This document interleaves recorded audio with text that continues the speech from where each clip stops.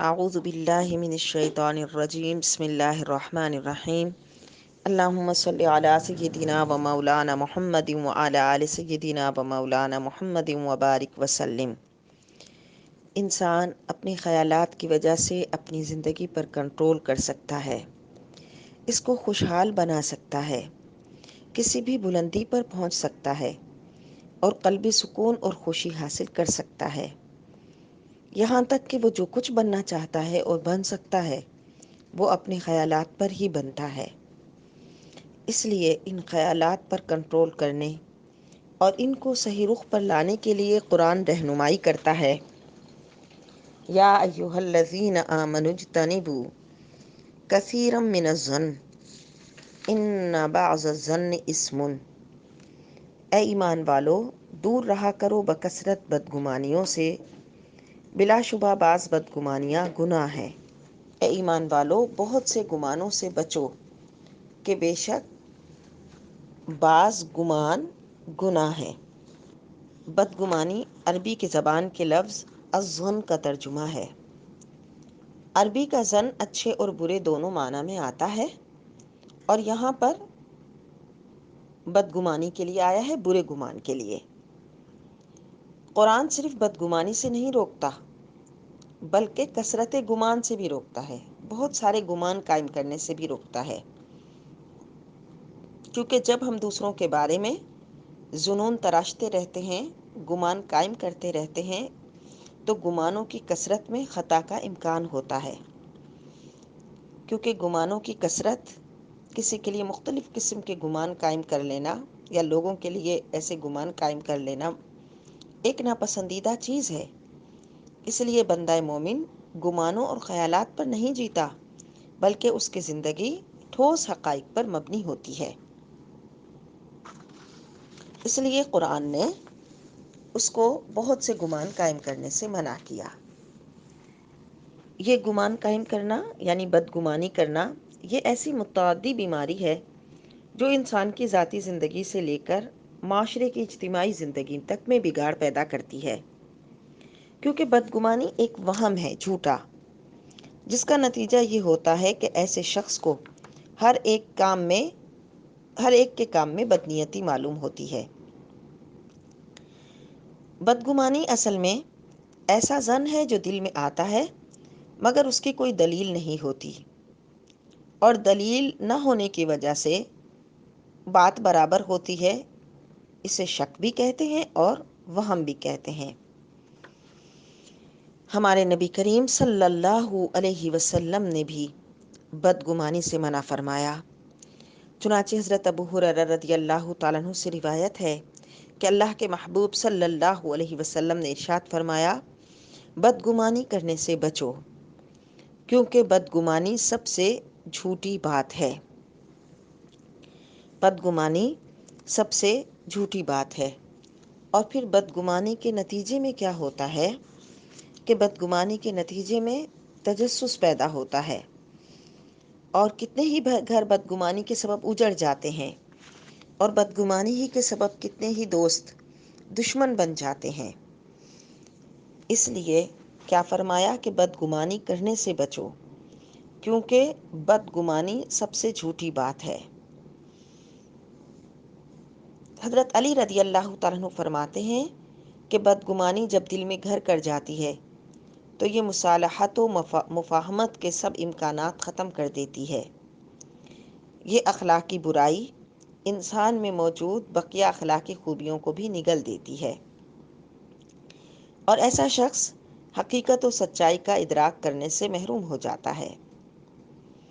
حضرت حسن بصری رحمۃ اللہ علیہ فرماتے ہیں، دو خیالات ہر انسان کے دل میں چکر لگاتے ہیں، ایک خیال اللہ کی طرف سے اور دوسرا شیطان کی طرف سے۔ جو شیطان کی طرف سے خیال ہوتا ہے، فکر ہوتی ہے، وہ انسان کو حق اور بھلائی سے روکتا ہے، اور جب وہ انسان کو حق بھلائی سے روک دیتا ہے اور جس شخص کو شیطان بدگمانی میں مبتلا کر دیتا ہے تو اس کے لیے کینہ، بغض اور ٹوہ، تجسس جیسے گناہ کروانے کی راہ ہموار کر دیتا ہے۔ اس لیے بدگمانی ایسا گناہ ہے کہ جس کے کرنے سے انسان دوسرے گناہوں کی دلدل میں بھی خود بخود دھنستا چلا جاتا ہے، کیونکہ جب انسان کے دل میں کسی کے متعلق کوئی برا گمان آتا ہے تو پھر وہ ایسے گمان کی تصدیق کے لیے اس کی ٹوہ میں رہتا ہے، اس کی باتیں سنتا ہے، اس کے حالات کا مشاہدہ کرتا ہے، اس کے موبائل فون چیک کرنے کی کوشش کرتا ہے، بعض اوقات اس کی جاسوسی کرتا اور کرواتا ہے، تاکہ اس کے ذہن میں اس شخص کے متعلق جو برا گمان آیا تھا اس کی تائید حاصل کر سکے۔ اس لیے اللہ تعالیٰ اور نبی کریم صلی اللہ علیہ وسلم نے بدگمانی اور تجسس سے منع فرمایا، کیونکہ جب انسان کے دل میں کسی کی طرف سے بدگمانی آ جاتی ہے تو اس کا اچھا رویہ برے رویے میں تبدیل ہو جاتا ہے۔ گویا بدگمانی محبت کے تعلق کو توڑ دیتی ہے، اور پھر یہ محبت کا تعلق چاہے انسانوں کے ساتھ ہو یا اللہ کے ساتھ، کہ بندہ جب اپنے رب کے متعلق بھی صحیح گمان قائم نہیں کرتا تو اس کا اللہ سے بھی محبت کا تعلق ٹوٹ جاتا ہے۔ اسی لیے اللہ رب العالمین ارشاد فرماتا ہے کہ حدیث قدسی ہے، اللہ فرماتا ہے میں اپنے بندے کے ساتھ وہی معاملہ کرتا ہوں جس کا وہ مجھ سے ظن رکھتا ہے، اب اس کی مرضی جیسا چاہے میرے ساتھ ظن رکھے۔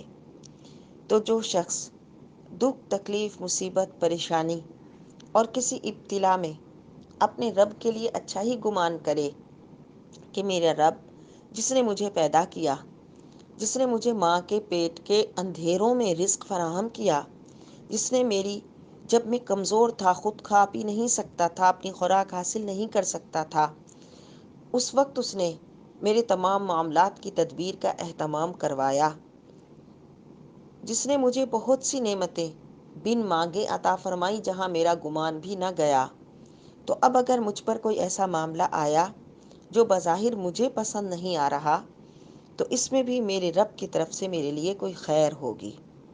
جب وہ یوں اچھا گمان اپنے رب سے قائم کرتا ہے تو اس کی محبت کا تعلق اللہ سے مضبوط ہو جاتا ہے اور وہ اپنے حال پر بھی مطمئن ہو جاتا ہے۔ اسی طرح جب محبت کا تعلق انسانوں کے ساتھ ہوتا ہے تب بھی انسان بہت سی ناپسندیدہ چیزوں سے بچ جاتا ہے اور اچھے پہلو تلاش کر کے اپنے رشتوں کو ٹوٹنے سے بچا لیتا ہے۔ لہٰذا یاد رکھیے کہ بدگمانی عیب جوئی میں مبتلا کرتی ہے، بدگمانی تجسس کی طرف متوجہ کرتی ہے، بدگمانی نقصان دہ ہے معاشرے کے لیے بھی اور کسی شخص کی ذاتی زندگی کے لیے بھی، کیونکہ بسا اوقات حقیقت وہ نہیں ہوتی جیسا کچھ نظر آ رہا ہوتا ہے۔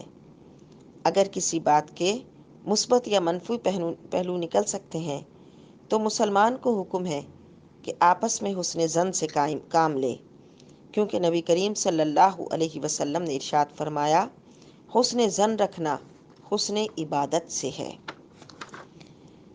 یہ جو بدگمانی ہے، یہ بدگمانی تربیت یعنی گھر کی تربیت سے ہی اس میں جینے میں زندگی میں شامل ہوتی ہے، اور بسا اوقات اس کے اتنی عادی ہو جاتے ہیں لوگ کہ پھر وہ چیز ان کی معاشرت میں بھی نظر آتی ہے۔ دفتر، تنظیم معاشرہ، ریاست، ہر سطح پر یہ چیز اپنے اثرات رکھتی ہے، کیونکہ کوئی انہیں خیالات پر اپنے سربراہ کے متعلق برے خیالات بن رہا ہوتا ہے، کہیں کوئی کسی کے ساتھ کسی کے رویے پر کڑ رہا ہوتا ہے، کہیں کوئی انتقامی کارروائی کا سوچ رہا ہوتا ہے، تو انہی خیالات کی وجہ سے وہ ڈپریشن اور فرسٹریشن کا شکار ہو جاتا ہے۔ لہٰذا پتہ چلا کہ جس گھر میں بدگمانی والی تربیت ہوتی ہے وہ صحت مند طریقے کے ساتھ دنیا کے ساتھ وہ گھر اور اس گھر کے لوگ نہیں چل سکتے، کیونکہ ظاہر ہے جس معاشرے میں یہ بیماری ہوگی اس میں عزت و تکریم نہیں ہوگی، یہاں تک کہ قریبی محبت والے رشتے बहू, बेटियां, सास, देवरानी, जिठानी, बहनें बहनें भी इसी अजदहे की डसी हुई होती हैं। अफसरों मातहत के दरमियान भी यही चक्कर चल रहे होते हैं। इसी बदगुमानी के सबब घर उजड़ जाते हैं। तो लिहाजा किसी मुसलमान के साथ बदगुमानी बहुत बड़ा गुनाह है और बदगुमानी बहुत से गुनाहों का दरवाज़ा खोलती है। इसलिए बदगुमानी से मना किया गया और बदगुमानी से रोका गया। लिहाजा अपने घर में ऐसा माहौल कायम करना चाहिए कि जिसमें हमारे बच्चे अच्छा सोचने का आदी बने। हम देखें कि जब हमारे घर कोई मेहमान आता है और उठकर चला जाता है तो हम अपने बच्चे के सामने उसके चेहरे की तासुरात, उसके अंदाज़ की बात करना शुरू कर देते हैं।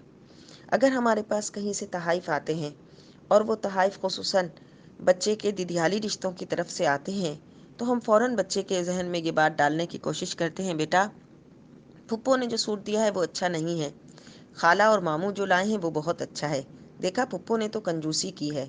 ये बदगुमानी है। क्या आपने बदगुमानी कायम कर ली? क्या पता फुप्पो अपनी हैसियत के मुताबिक बहुत अच्छी चीज़ लाई हों। इसी तरह अपने पड़ोसियों के मुतालिक ऐसे करीने कायम करना जो बदगुमानी की तरफ जाते हों। इसी तरह जिनके साथ आप काम करते हों उनके लिए ऐसे आसार ढूंढना कि जो बदगुमानी की तरफ जाते हों। तो ये सब इंसान को बुरी तरबियत की तरफ ले जाते हैं और यहाँ तक कि इसी वजह से इंसान डिप्रेशन का शिकार हो जाता है। अपनी ज़िंदगी में सुकून लाने के लिए अल्लाह की फर्माबरदारी बहुत ज़रूरी है और उस रब्बुल आलमीन ही का हुक्म है कि बहुत से गुमानों से बचो कि बहुत से गुमान गुनाह हैं। लिहाजा हमेशा अल्लाह के मुतालिक भी अच्छा गुमान कायम करें और अल्लाह के बंदों के मुतालिक भी अच्छा गुमान कायम करें। अपनी ख़यालात से अपनी ज़िंदगी को कंट्रोल करें, खुश रहें, खुशी बांटें और खुश रहने वाली बुनियादों पर ही अपनी औलाद की तरबियत करें।